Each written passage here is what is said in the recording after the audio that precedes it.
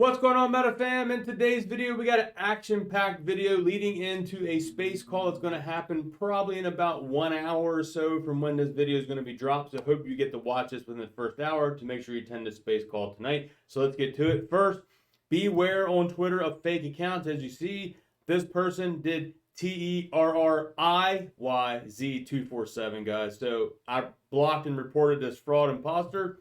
And make sure you are following me at the correct one here, at Terry. So TERRYZ247, and I have 6,600 followers. So just make sure you are following the correct one here, guys, and be very careful out there. Okay, this Twitter space happening tonight. Drew Diligence, free commercials. Please join Curtis Blee Blue and John Berta and himself for a space call. We will discuss the very critical in our fight. Release the blue sheets. And this is today at 6 p.m. So this is a very time-sensitive video. Hope you get to watch it.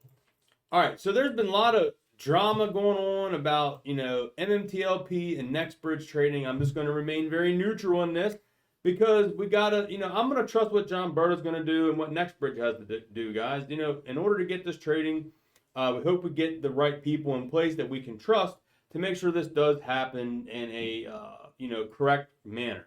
Because I don't believe that if we leave this in the hands of FINRA and the DTCC, they're probably going to try to screw us over unless there is someone there to basically monitor that. And I don't know how that would really all play out and work. Who could be there and make sure all this is happening? But let's listen to a couple clips here as we got here talking about these very things and about potential ways of this closing.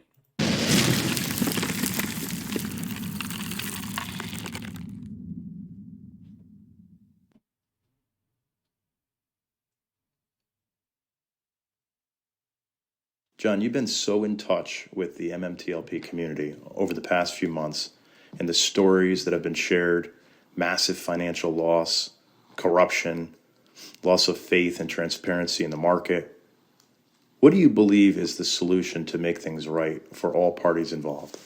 First things first, I think getting the blue sheets and getting the facts, the questions that we ask, of FINRA through Congress answered, that will give us insight as to what happened, who was responsible, who the bad actors were, how bad the problem is, I think is extremely important. From that, you really. So there you go. The first thing we want is the blue sheets. That's right. And I agree. As much as we all want trading to open, guys, I do not want trading open unless we get the blue sheet data first to know how big is this problem? Who are the bad actors? Because we don't want this thing open trading and them trying to skew the numbers and put falsified information out there. We want to know the facts before this would even be considered to open up trading. So I agree. First thing we need to do is make sure that the blue sheets are released and in hands of all investors. Make this, everyone needs to know. As much as we would love for, John Burt and everyone else to get it, but we all deserve to see those numbers as well and at least know what those numbers are, because that is what should be transparent about this. Everyone should get to see the numbers of the blue sheets, and I think everyone can agree upon that.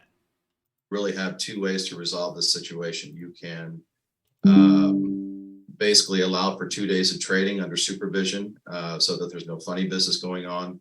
So that's the tricky part too, is that trading would have to happen, but it would have to be under strict supervision. Now, I don't know how that would work, but that could be where it could be discussed. If this would happen, there could be discussions about that. But yes, I agree. If there is trading to happen, it needs to be under strict supervision.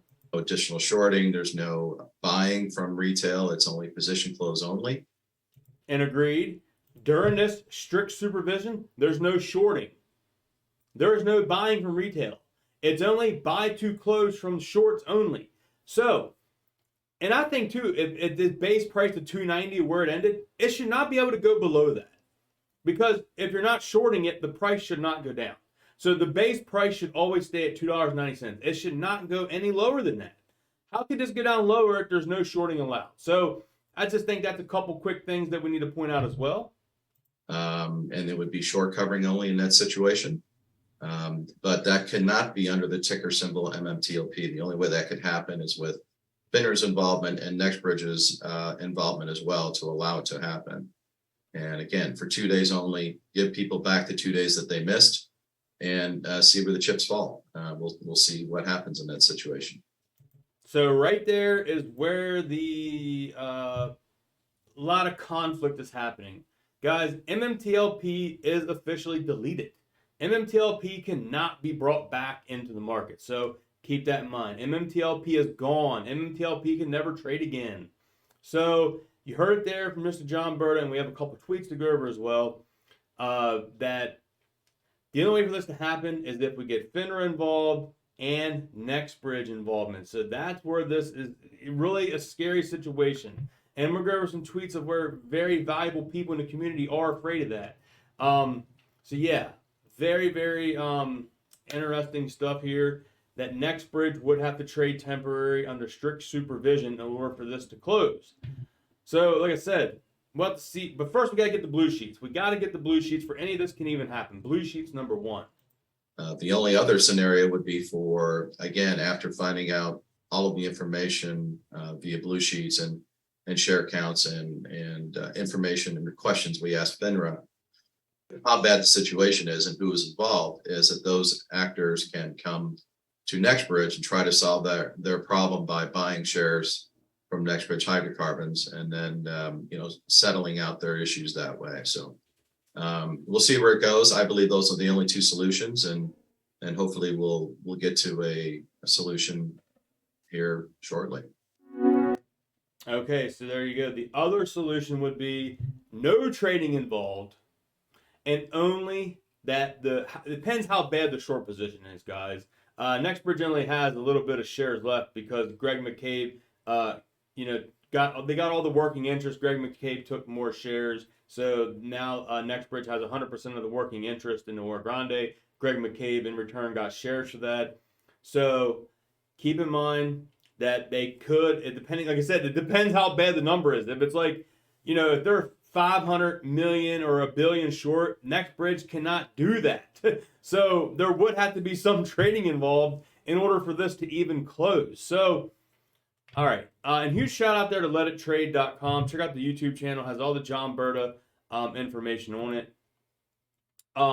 This here is Liz had this clip from a space here, and this is talking about free commercials, and it says in case there's a lot of blocking going on here recently between a lot of the meta fam. It's kind of sad right now. I only block like shills and people like that, but there's a lot of the inside fighting going on because of all this, but it is kind of sad to see. But the big thing here is that Curtis is going to be on here tonight with Drew at Free Commercials and John Berta. We're going to talk about this. So copy and paste right now is a little worried. Has this tweet out here, says, nobody cares what you call it. We don't want the shares refers to NBH to trade. Once approved, FINRA can change the agreement at will and have before. Shorts want Nextbridge to trade. That is all. And that is where I do agree. And here John Berta says, you are correct. NBH shares could technically trade if a QSIP was issued and NBH cooperated. The issue is the distrust of FINRA and their willingness to choose sides. In my opinion, this goes very deep, and if we ever get the chance to see communications between FINRA and the market makers, broker-dealers, and DTCC, it would blow your mind. I don't trust FINRA to do what is best for retail, period. If the rules can be changed or bent, they will do so for the benefit of those who pay them. FINRA has to protect their game at all, or else the house cards tumbles and falls hard. So this is where it gets tricky, guys. I don't know how this trading under strict supervision could really go down. Richard Huffman, which currently has a lawsuit against Fidelity, says, I agree that the corrupt actors like FINRA cannot be trusted, and this lack of trust exacerbated because they flaunt their immunity. No repercussions, so in all arguments, we must presume they will try to F us. Best of luck. Which is very true. All these lawsuits, FINRA really doesn't have any claims other than just, we're immune, we're immune, we're immune. That is their only claim they got. They don't care that they were wrong. They haven't came out and admitted that they were wrong. They just come out and say that we are immune to the situation, so you got to go after your broker-dealer. So I think that's what happened to Richard Huffman's case, which now he is after Fidelity. Kristen Shaughnessy here says, When the institution intended to protect market integrity is not trusted, FINRA says, powerful quote from John Berta, I do not trust FINRA to do what is best for retail, period. If the rules can be changed or bent, they will do so to benefit those who pay them. FINRA has to protect their game or else the house will fall, which is very true. And if we go here to this next one, Anna Trades, which we know she's been fighting for us down of Congress, and copy and paste says, MMTLP family, do you believe FINRA will screw us over if the James Angel proposal for NBH shares trade occurs? Anna says, yes, they will try to screw us over FINRA fraud. And Jennifer has a very good tweet out here as well. If there is nothing to hide, first, release the blue sheets. Let us see the fraud and corruption, which is true. Before any of this can be said, as we said earlier in this video, we need to see the blue sheets. We need to see that. We can't talk about trading and stuff because we got to get the blue sheets first. So I think it's very important that these blue sheets get released and they're publicly available to everyone, because everyone deserves to know how bad the numbers are before this trade. So that's just not fair if only certain people know the numbers and not everyone knows. Here she says, number 2, trade is planned and close out to AST and reconcile. I'm not saying anyone's doing anything wrong here. We just want a resolution. We want this to get ended.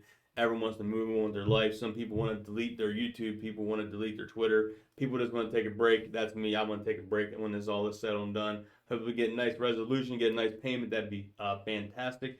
Like I said, make sure you check out Drew Free Commercials Twitter space tonight with John Berta and Bleed Blue Curtis. So this is going to be an interesting thing. Like I said, it's a trick one here, guys. Like I said, Nextbridge has to trade in order to close this out, but that's the trick part. How's it going to be done? How's it going to be done? Like, who can we trust that's going to oversee this to be done right? That's where it gets tricky in this situation. So I don't know. Comment your thoughts down below. But I think we all can agree before any of this can be done, release the blue sheets first, and then let's discuss after that. So I think we all can agree on that before we talk about trading. That let's get the blue sheets, then we'll talk about trading. So hope y'all enjoyed today's video. If you did, smash thumbs up, drop a comment down below. Love and appreciate y'all. Peace.